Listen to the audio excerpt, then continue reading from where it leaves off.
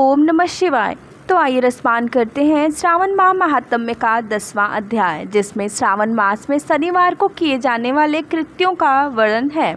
ईश्वर बोले, हे सनत कुमार, अब मैं आपसे शनिवार व्रत की विधि का वर्णन करूंगा, जिसका अनुष्ठान करने से मंदत्व नहीं होता है। श्रावण मास में शनिवार के दिन नृसिंह, शनि तथा अंजनी पुत्र हनुमान, इन तीनों देवताओं का पूजन करना चाहिए। दीवार पर अथवा स्तंभ पर नृसिंह की सुंदर प्रतिमा बनाकर हल्दी युक्त चंदन से और नीले, लाल तथा पीले सुंदर पुष्पों से लक्ष्मी सहित जगतपति नृसिंह की भली भांति पूजन करके उन्हें खिचड़ी का नैवेद्य तथा कुंजर नामक शाक का भोग अर्पण करना चाहिए।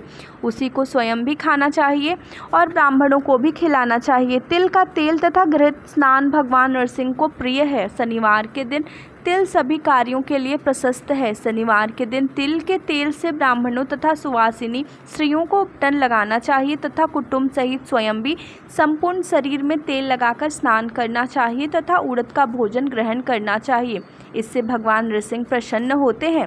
इस प्रकार श्रावण मास में चारों शनिवारों में इस व्रत को करना चाहिए। जो ऐसा करता है उसके घर में स्थिर लक्ष्मी का वास रहता है और धन धान्य की समृद्धि होती है। पुत्रहीन व्यक्ति पुत्र वाला हो जाता है और इस लोक में सुख भोग कर अंत में वैकुंठ प्राप्त करता है। नृसिंह की कृपा से मनुष्य की चारों दिशाओं में व्याप्त रहने वाली उत्तम कीर्ति होती है। हे सौम्य, मैंने आपसे नृसिंह का यह उत्तम व्रत कहा। हे सनत कुमार, अब शनि की प्रसन्नता के लिए जो करना चाहिए उसे सुनिए। एक लंगड़े ब्राह्मण और उसके अभाव में किसी ब्राह्मण के शरीर में तिल का तेल लगाकर उसे उष्ण जल से स्नान कराना चाहिए और श्रद्धापूर्वक नृसिंह के लिए बताए गए अन्न अर्थात खिचड़ी उसे खिलानी चाहिए। उसके बाद तेल, लोहा, काला तिल, काला उड़द, काला कंबल प्रदान करना चाहिए। इसके बाद व्रती यह कहे कि मैंने यह सब शनि की प्रसन्नता के लिए किया है, शनिदेव मुझ पर प्रसन्न हो। उसके बाद तिल के तेल से शनि का अभिषेक कराना चाहिए। उसके पूजन में तिल तथा उड़द के अक्षत प्रशस्त माने जाते हैं। हे मुने, अब मैं शनि का ध्यान बताऊंगा, आप ध्यान पूर्वक सुनिए।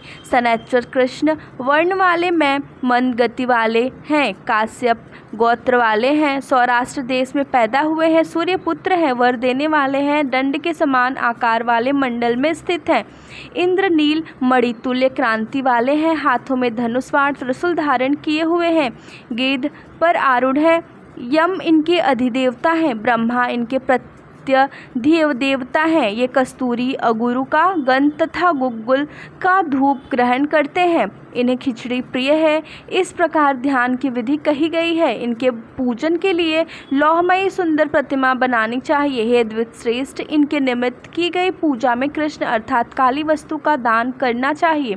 ब्राह्मण को काले रंग के 2 वस्त्र देने चाहिए और काले बछड़े सहित काली गौ प्रदान करनी चाहिए।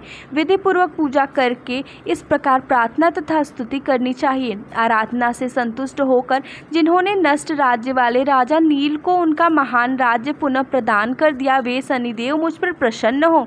नील अंजन के समान वर्ण वाले, मंद गति से चलने वाले और छाया देवी तथा सूर्य से उत्पन्न होने वाले उन शनैश्चर को मैं नमस्कार करता हूँ। मंडल के कोण में स्थित आपको नमस्कार है। पिंगल नाम वाले आप शनि को नमस्कार है। हे देवेश, मुझ दीन तथा शरणागत पर कृपा कीजिए। इस प्रकार स्तुति के द्वारा प्रार्थना करके बार बार प्रणाम करना चाहिए। 3 वर्णों ब्राह्मण, क्षत्रिय, वैश्य के लिए शनि के पूजन में सन्नो देवी इस वैदिक मंत्र का प्रयोग बताया गया है और शूद्रों के लिए पूजन के नाम मंत्र का प्रयोग बताया गया है। जो व्यक्ति दक्षित होकर इस विधि से शनिदेव का पूजन करेगा उसे स्वप्न में भी शनि का भय नहीं होगा। हे विप्र, जो मनुष्य श्रावण मास में प्रत्येक शनिवार के दिन भक्ति पूर्वक इस विधि से इस व्रत को करेंगे उन्हें शनैश्चर के द्वारा लेस मात्र भी कष्ट नहीं होगा। जन्म राशि से पहले दूसरे, चौथे, 5वें, 7वें, 8वें, 9वें अथवा 12वें स्थान में स्थित शनि सदा कष्ट पहुंचाता है। शनि की शांति के लिए समाग्नि इस मंत्र का जप कराना बताया गया है। उसकी प्रसन्नता के लिए इंद्र नीलमणि का दान करना चाहिए।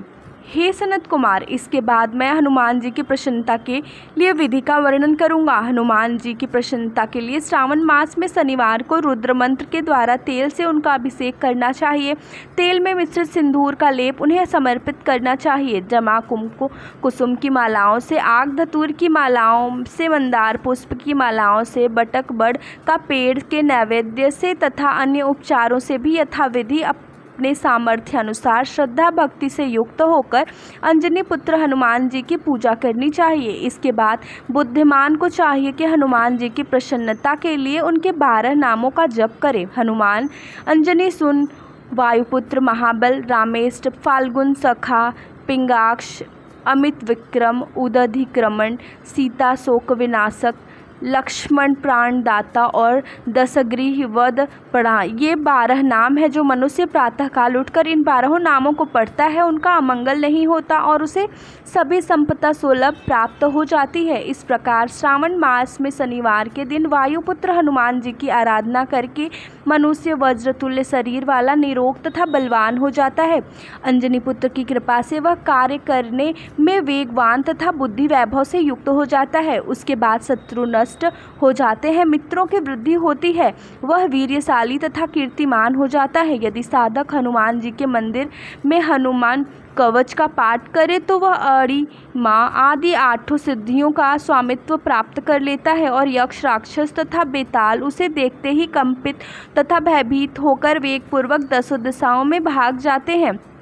हे सत्तम, शनिवार के दिन पीपल के वृक्ष का आलिंगन तथा पूजन करना चाहिए। शनिवार को छोड़कर अन्य किसी दिन पीपल के वृक्ष को स्पर्श नहीं करना चाहिए। शनिवार के दिन उसका आलिंगन सभी संपदाओं को प्राप्त कराने वाला होता है। प्रत्येक मास के 7 वारों में पीपल का पूजन फलदायक है, किंतु श्रावण में यह पूजन अधिक फलप्रद है। तो इस प्रकार से श्री स्कंद महापुराण के अंतर्गत श्रावण मास महात्म्य का 10वां अध्याय पूर्ण हुआ। ओम नमः शिवाय।